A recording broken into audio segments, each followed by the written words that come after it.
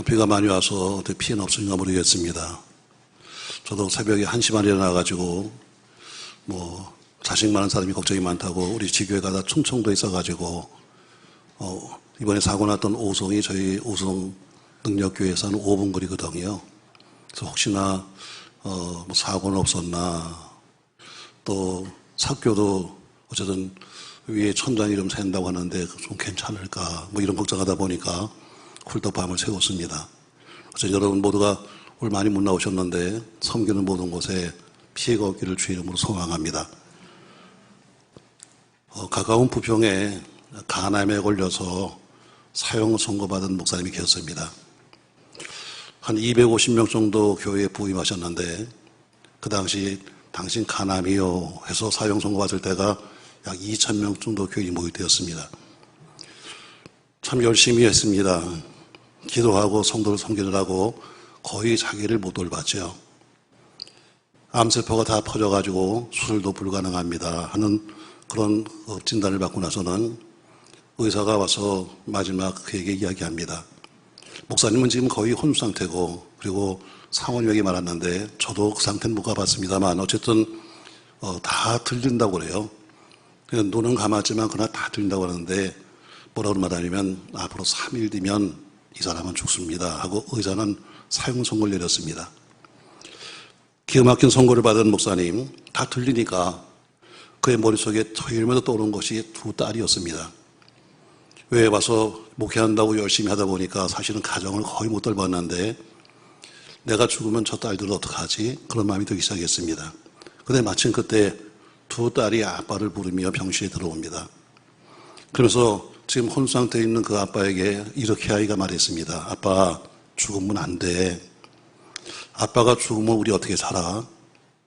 아빠 꼭 살아야 돼. 그리고 교인들이 그러는데 아빠 죽으면 우린 쫓겨난대. 교인들이 한 얘기를 듣고 온 겁니다. 그러니까 그런 걸 아이 그냥 툭툭 던질 말들 애가 듣고 와서 그런 얘기를 아빠 죽으면 우리 쫓겨난대. 말도 못하고 있는 그 목사님 많이 울었겠죠. 아내도 울었습니다. 그러나 이렇게 죽는다는 자체가 너무 허무한 거 아니겠어요? 아직 젊고 해야 할 일도 많고 지금 막 교회는 성장해서 지금 한참 성장하고 있는데 앞으로 더 성장해야 할 텐데 하는 그런 마음을 가지면서 갑자기 마음속에 살아야겠다는 마음이 들기 시작했습니다. 그리고 마음속으로 그는 외쳤습니다. 내가 살아야 한다. 나를 위해서가 아니라 하나님 영광을 위해 난 살아야 한다. 이렇게 마음속으로 다짐합니다. 그리고 마음속으로 기도하기를 하나님 기적을 주십시오. 하나님 살아계심을 만민이 알게끔 하나님 능력이 전파되도록 저를 도와주세요 하고 기도했습니다. 그런데 사실은 그의 형편을 바라본다면 이미 사형 선고받아서 앞으로 사흘 뒤면 죽습니다. 장례를 준비하셔야 하는 사형 선고를 받은 겁니다. 생각하면 절망스럽고 또 절망스럽지요.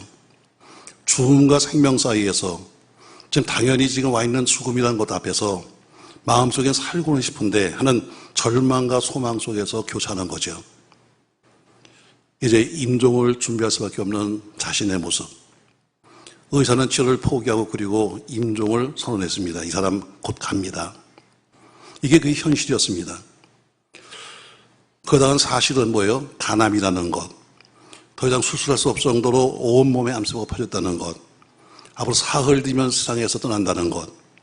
그리고 사랑하는 아내와 두 딸을 두고 교회를 두고 떠난다는 것. 이거는 사실이었습니다. 그러나 그는 사실을 인정할 수가 없었습니다. 명백한 사실이지만 그는 이해할 수가 없었습니다. 그래서 그는 속으로 이렇게 말했습니다. 하나님, 제가 마음속에 가졌던 그 마음속에 말씀이 기억났습니다. 예수께서 채찍에 맞음으로 내가 나음을 입었다. 여기서 채찍에 맞음으로 내가 나음을 입었다. 이 말씀이 가슴속에 있는데 밖으로 나오질 않는 겁니다. 고백해봅니다. 수십 번, 수백 번을 마음속에 해보지만 말로 안 되는 거예요. 왜? 큰 소리 내고 싶은데 뭔가 누르는 큰 세력이 있어서 입을 못 벌리는 겁니다. 속에서 역사하시는 성령은 고백하게 만듭니다. 그러나 사단은 그의 입을 누르면서 꼼짝 못하게 하는 거죠. 이런 영적인 싸움 속에서 갑자기 그의 입에서 말이 터져 나왔습니다. 예수가 채찍에 맞음으로 나음을 입었다. 내 질병은 예수께서 가져가셨다. 수십 번, 수백 번을 외쳤습니다.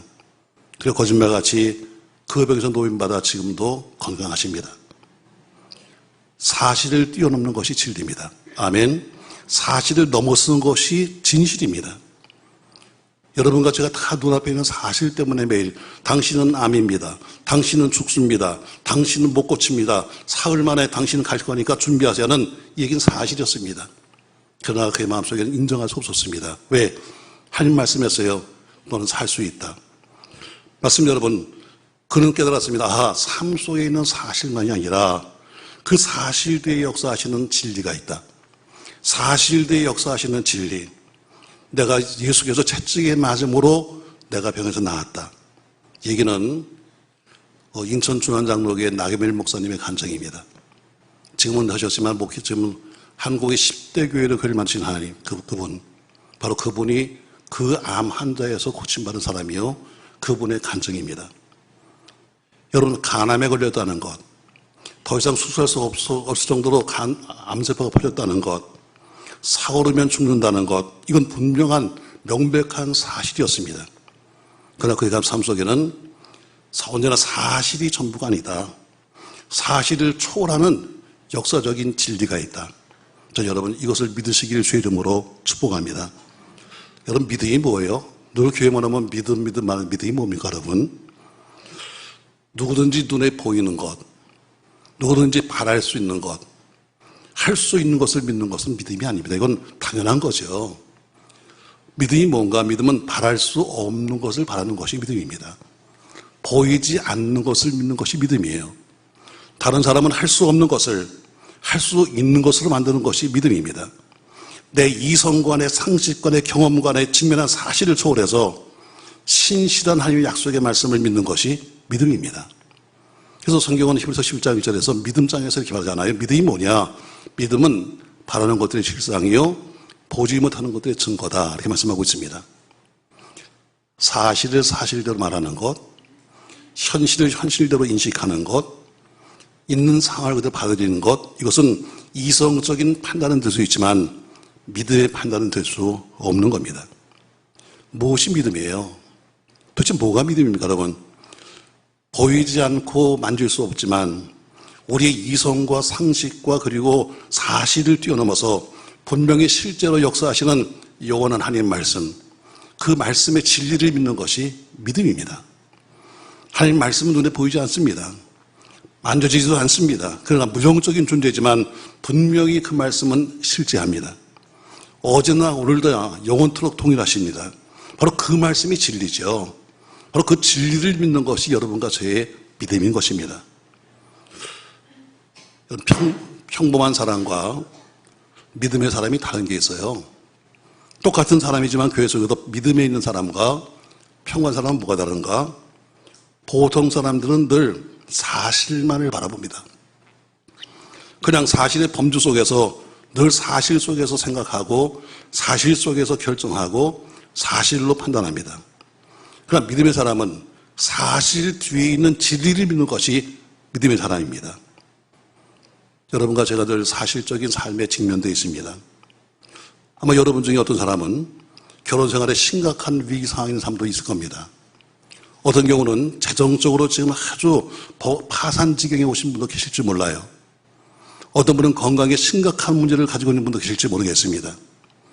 어떤 분은 자녀들이 도저히 지금 부모의 가르침을 따라가지 아니하고 오히려 반기를 드는 아이도 있을 수도 있어요. 또 어떤 경우는 실업 상태가 오래가서 도저히 어느 직장에서도 들어갈 수 없는 상태도 있을 수 있어요. 그런 것은 여러분 모두가 다 우리가 살고 있는 현실적인 사실입니다. 우리가 반드시 기억할 것은 뭐냐면 우리에게는 항상 사실만 있는 것이 아니라 사실이 우리의 전부가 아니다. 그리고 이 사실 뒤에는 또 하나의 진실이 있다는 것입니다. 저 여러분 사실을 뛰어넘어 진리로 사시기를 주의 이름으로 축복합니다. 사실은 여러분과 제게 이렇게 말하고 있어요. 당신은 지금 매우 위험한 처지에 있습니다. 그 사실이에요. 당신의 삶, 당신의 자녀, 당신의 건강, 당신의 직장은 아주 절망적입니다. 이건 지금 사실입니다. 근데 진리는 이렇게 말하고 있어요. 그래도 내게는 불가능이 없다.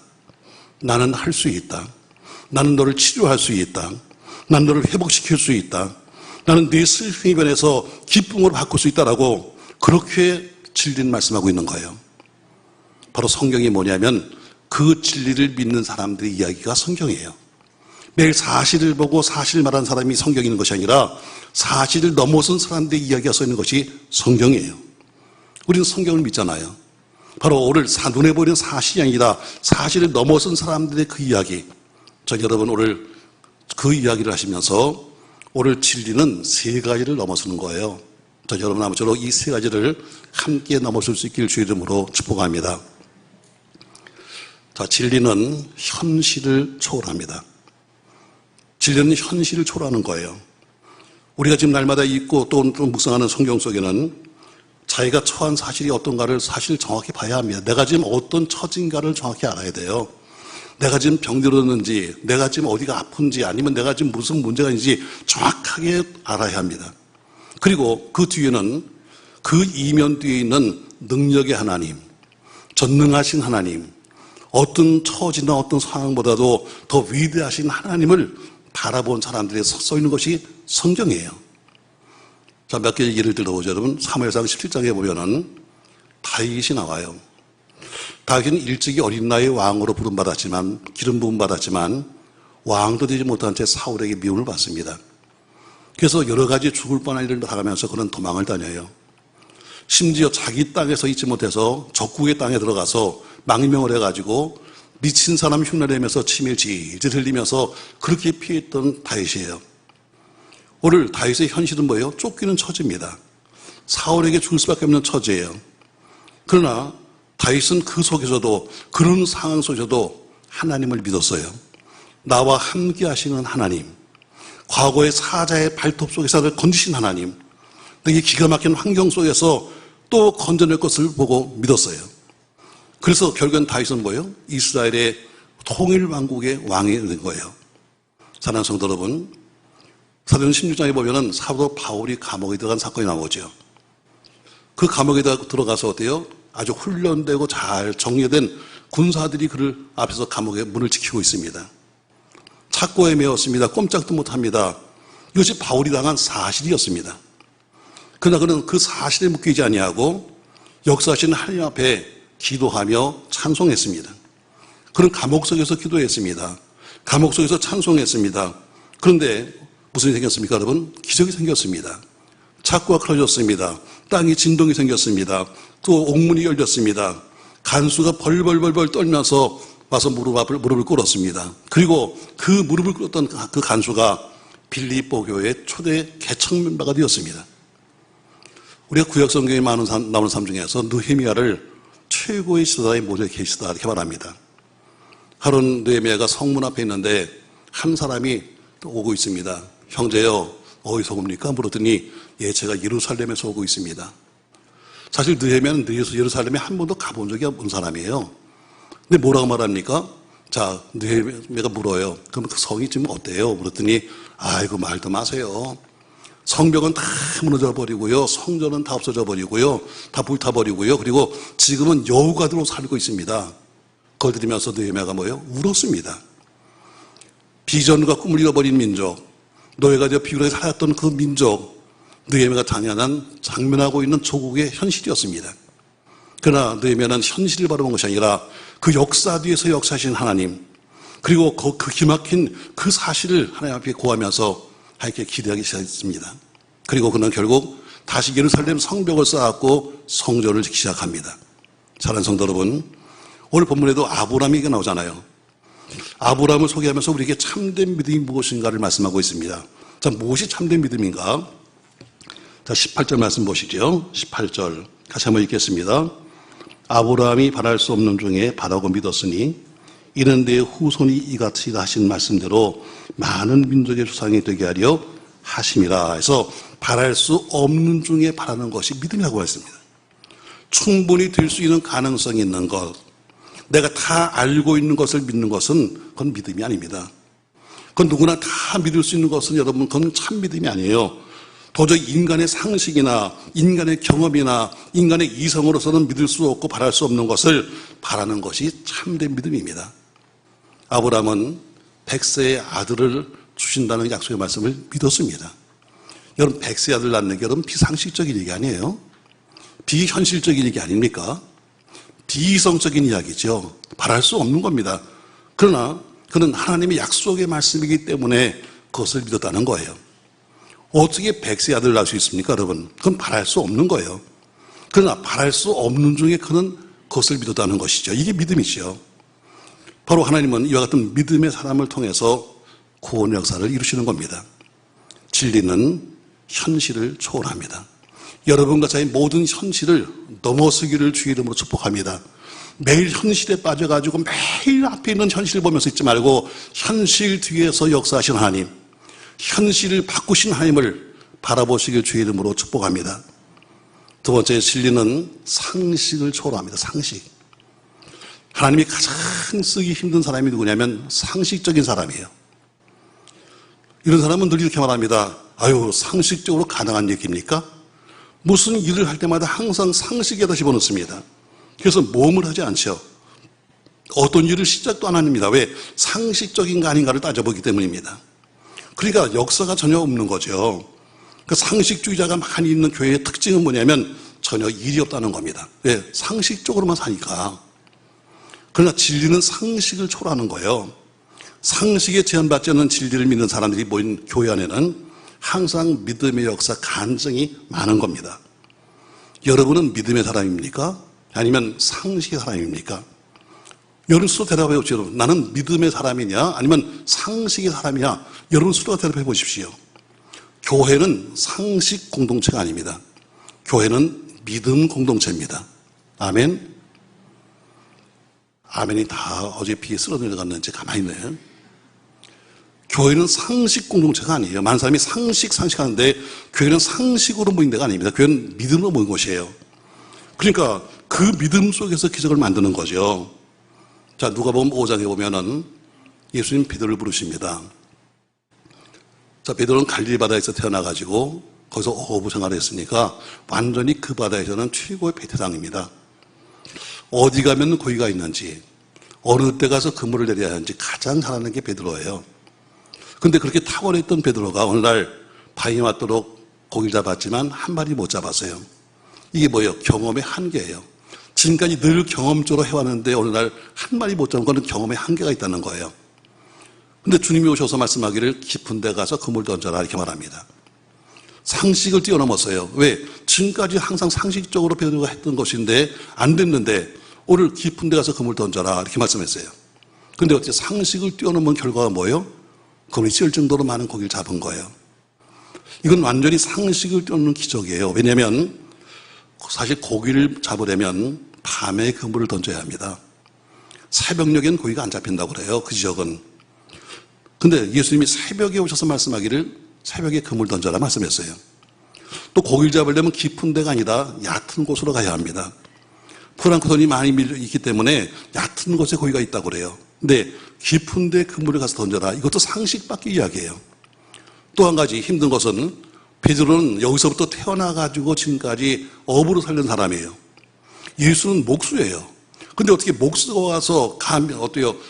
전문가인 베드로에게 말하기를 가서 깊은데 혹은 뭐 얕은데 이 말을 하겠어요. 오늘 상식 밖의 얘기입니다. 근데 자기 한계, 밤새도록 고기를 잡았지만 못 잡았던 한계에 부딪힌 베드로가 자기가 이해할 수 없는 그 상식을 뛰어넘어서 말씀에 순종했는데 결과가 뭐예요? 바로 넘치는 그 고기를 잡은 거예요. 진리는 상식을 넘었습니다. 아멘. 여러분의 상식 속에 예수를 묵지 마세요. 여러분이 알고 있는 알량한 상식 속에다가 여러분 성령을 묵지 마세요. 여러분이 어떤 사역을 하든 어떤 결정을 하든 상식보다는 진리를 믿는 믿음으로 해야지 믿음의 사람이지 상식 속에 들어서는 안 되는 거예요. 많은 사람이 말합니다. 상식 밖의 일입니다. 그렇죠. 상식 밖의. 성경은 상식 밖의 일이 기록된 거예요. 많은 사람이 상식 속에 있는 예수를 믿는데 상식 속에 있는 예수는 늘 그냥 똑같은 인간과 똑같은 거예요. 그분은 상식을 넘어서는 거예요. 오늘 하늘나라에도 마찬가지로 믿음의 사람들이 써 있는 게 히브리서 11장이잖아요. 11장의 말씀 보면 사람이 쭉 나오는데 그 사람들 한번 생각해 보세요, 여러분. 자, 자기의 고향을 버리고 너 떠나라 해도 떠나는 아브라함, 상식적입니까, 여러분? 비상식적이에요. 또 바로의 궁전에 살 수 있음에도 불구하고 고난받는 길을 택한 모세, 이게 상식적입니까, 여러분? 비상식적인 이야기예요. 자, 노아 120년 동안 배를 만듭니다. 그것도 하나님 말씀을 듣고 산 꼭대기에다가 온 가족이 다 자재를 끌어올려서 산 꼭대기에서 남들이 웃든지 말든지 거기서 배를 만드는 노아. 이 상식적입니까, 여러분? 좋은 사람 상식적입니까? 한번 물어보세요, 옆 사람에게. 상식적이냐 물어보세요. 여러분, 성경에 나온 사람들 보세요. 다 비상식적인 사람이에요. 왜? 사실을 초월한 진리, 상식을 초월한 진리 믿기 때문에 믿음 사람을 부른 거예요. 전 여러분, 상식을 초월한 진리, 여러분의 상식 속에 있는 진리가 아니라 상식을 넘어선 하나님의 역사가 여러분에게 있길 주의 이름으로 소망합니다. 세 번째 진리는 여러분 경험을 초월합니다. 무슨 일을 하려면 꼭 경험을 말합니다. 해본 적이 없는데요. 그런 거 해본 적이 없는데요. 여러분 성경에 보세요. 하나님은 언제든지 해보지 않은 일을 시켰어요. 해본 일을 시킨 것이 아니라 해보지 않은 일을 하라는 거예요. 너 개척해라. 언제 해본 적이 있어요?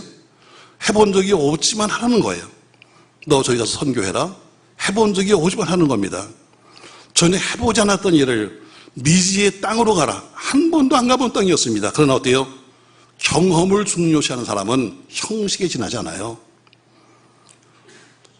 경험만 따지다 보면 주어진 순간순간을 받아들이지 못합니다. 최선을 다하지 못해요. 경험이 우상이 돼버리면 하나님 말씀보다 경험을 더 중요시합니다. 나는 그런 걸 못 해봤는데요. 제가 제일 듣기 싫은 말입니다. 사역자에게 이거 해보세요. 못 해봤는데요. 못 해봤으니까 해보려는 거지. 안 해봤으니까 해보려는 거지. 그럼 당신은 맨날 해본 일만 할 거야? 안 해봤으니까 하는 거지. 아멘 좀 해봐. 오늘 재미 하나도 없다.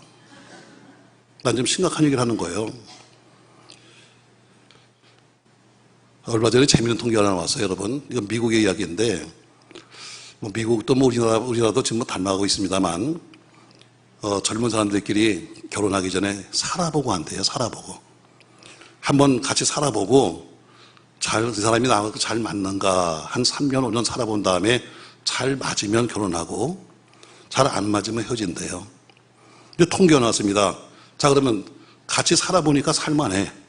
성격도 알만하고, 이제는 청문회 했겠지. 다 하다 보니까 다 하는 거 아니에요. 그래서, 살만하겠다 하고 결혼했는데, 그런 사람과 아무것도 서로 모르고 결혼한 사람과 누가 더 이혼을 많이 하는가? 살아본 사람이 더 많이 한대. 그렇게 살아봤으면 알 거 다 알았을 거 아니에요. 능력이 살았으니까. 그럼에도 불구하고 살아본 사람이 오히려 더 많이 헤어진다는 거예요. 왜? 경험, 상식, 여러분 우리가 살아갈 때 필요한 겁니다. 전 그걸 무시하지는 않아요. 여러분 분명히 우리가 살아갈 때 상식이 필요하고 경험 중요시합니다. 그러나 하나님 일을 할 때는 우리 경험이나 상식보다 오히려 우리에 대한 믿음의 결단이 필요한 거예요. 우리가 직면한 사실 알아야 합니다. 우리가 알고 있는 상식 알아야 합니다. 그러나 그보다 더 앞서가시는 것이 뭐냐면 그것을 뛰어넘는 것이 바로 진리인 거예요. 자, 이렇게 말씀해 볼까요, 여러분? 예수님 베세다 광야에서 말씀을 전하십니다. 이른 아침부터 사람들이 몰려들어서 말씀을 듣는데 얼마나 말씀이 좋은지 가지도 않고 그냥 앉아서 듣는 거예요. 분명히 성경이 이렇게 말씀합니다. 예수님이 빌립을 시험하시기 위해서 하신 말씀이에요. 빌립아, 저들이 지금 아침부터 와서 지금 말씀을 듣는데 배고프겠다. 좀 뭐 좀 먹여야 되겠다 했더니 빌립이 이렇게 말합니다. 아이고 예수님 무슨 말씀하세요? 여긴 빈들이요 광야입니다. 또 저 많은 사람 먹이려면 최소한도 500데나니온, 약 우리말을 말하면 한 5, 6천만 원의 돈이 있어야 합니다. 그리고 지금 300일 때도 없습니다. 이렇게 말합니다. 똑똑한 사람이죠. 왜? 그만큼 돈이 많이 필요하고 여기는 지금 그런 장소도 아니니까 도저히 안 됩니다. 그러니까 각자 알아서 가서 먹고 오게 하세요. 아주 상식적인 이야기입니다. 빌립 얘기 틀린 얘기 아닙니다, 여러분. 합리적인 이야기고 상식적인 이야기고 이성적인 답입니다. 그러나 주님은 그걸 원하신 게 아닙니다. 그가 지금 이성적인 답을 하라고 하신 말씀이 아닙니다. 주님이 요구하시는 건 뭐예요? 믿음의 답을 요구했지.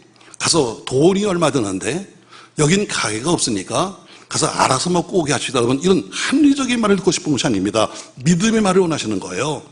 주가 여러분에게 원하시는 것은 합리적인 대답이 아닙니다. 믿음의 답입니다. 아멘. 우리에게 요구하시는 것은 믿음이에요. 믿음. 그럼에도 불구하고 그는 어때요? 상식적인 이야기. 아이고 예수님, 이 빈들에서 어떻게 먹이겠습니까? 다 하는 얘기야. 돈이 자그마치 500데나리는 필요합니다. 제자들 돈 없는 거 다 알아. 주님 몰라서 하신 얘기 아니에요. 그러나 빌립의 왜 믿음을 시험하시기 위해라고 성경 말씀하는 거예요. 여러분, 우리 성경은 여러분과 저를 가리켜서 교회라고 합니다.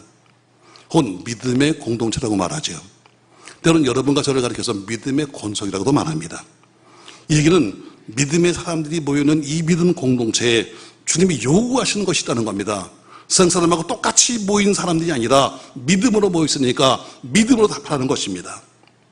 우리에게 보이는 것은 너희들의 생각이나 사상이 아닙니다.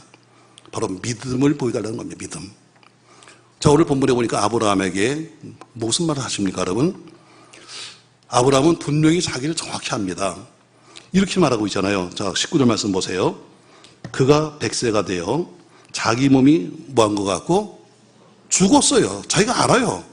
난 도저히 애기 못 낳아요. 아브라함이 아는 겁니다. 또 거기다가 사라의 태가 뭐같이 되었어요? 죽었어요. 자기 부인도 애기 못 낳는 거 알아요. 자, 아브라함 육신적으로는 이미 죽은 사람이고요. 사라도 역시 태가 이미 죽었습니다. 근데 어때요? 그럼에도 불구하고 그래도 뭐예요? 말씀하시니까 믿었다는 거예요. 여러분, 이것이 바로 믿음이에요. 자, 우리의 인생 사실입니다. 아브라함도 그 사실을 직시했고 정확하게 인정했습니다. 그러나 아브라함은 어때요? 내가 지금 몸이 죽었고 내 부인의 태가 죽었다는 이 사실을 어때요? 이것이 전부가 아니다. 현실은 죽었다 할지라도 하나님이 하신다면 한다는 거예요. 이걸 믿는 게 믿음이에요. 하나님이 하신다면 하는 거예요. 아멘. 그분이 된다면 되는 겁니다. 근데 어때요? 우리는 자꾸 다른 토를 보는 거예요. 어떻게 되는데요? 뭐 하는데요? 말할 거 없어요, 여러분. 하나님 방법으로 하시는 거예요. 자, 아브라함 사실을 뛰어넘었어요. 인간의 상식을 뛰어넘었습니다. 그리고 바랄 수 없는 것을 바라고 믿었어요. 무엇을 믿었어요, 여러분? 하나님 말씀 진리를 믿은 거예요. 어떤 진리예요? 내 몸에서 난 자손이 하늘의 별처럼 많을 것이라는 약속의 말씀을 믿은 거예요. 아브라함이 본 것은 사실이에요. 도저히 애긴할 수 없다 사실이지만 믿은 것은 뭐예요? 믿은 것은 진리예요. 여러분, 진리를 믿는 게 신앙이에요.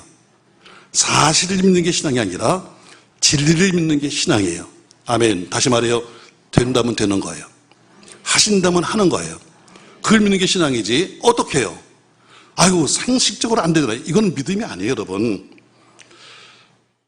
자, 예수님 당시에 한 문둥병 환자가 있었어요. 그 당시 문둥병은 길에 나오면 맞아 죽어요. 그러나 문둥병 환자가 어때요? 사람들 사이를 갖다가 그냥 흔들고 들어와가지고 예수님 앞에 와서 엎드렸습니다. 그리고 그는 이렇게 말합니다. 예수님, 주가 원하신다면 나를 깨끗게 하실 수 있습니다. 그랬더니 주님 뭐라고 그래요? 내가 원하노니 깨끗함 받으라. 도저히 나을 수 없는 병임에도 불구하고 그래도 주님이 나를 부르시면, 주님이 날 택하시면 이런 마음으로 뛰어났는데, 남이 날 때리든지 날 욕하든지 난 살겠다고 나왔는데 주님 뭐라고 그래요? 내가 너니 깨끗함 받아라. 상식을 뛰어넘어 고침받았어요. 문둥병은 이런 사실 때문에 난 살 수가 없어. 난 여기서 살아야 됐으면 죽었을 텐데, 그는 그 상식을 뛰어넘은 것 때문에 사는 거예요. 전 여러분의 삶에 기적이 나타나고 능력 있길 주의 이름으로 축복합니다. 살아계신 하나님, 진리이신 하나님, 그분이 갖고 나의 생각과 나의 상식과 내 경험의 범주 속에 있지 않습니다. 그분을 그렇게 묶어버리면 아무것도 우린 기적을 못 보는 거예요. 저도 목회하기 전에 세상을 살던 사람입니다. 제 딴에는 열심히 살았습니다. 저는 그 성격적으로 열심은 하나 있어요. 지금도 마찬가지고 열심은 있습니다. 열심히 일했습니다. 남보다 2배, 3배 일했습니다. 정말 쉬지 않고 일했습니다. 그런데 결과는 망했습니다. 난 상당히 많이 고민했습니다. 내가 왜 망했지? 내가 왜 망했지? 내가 왜 망했지? 그 답을 신앙 안에서 찾게 되었습니다.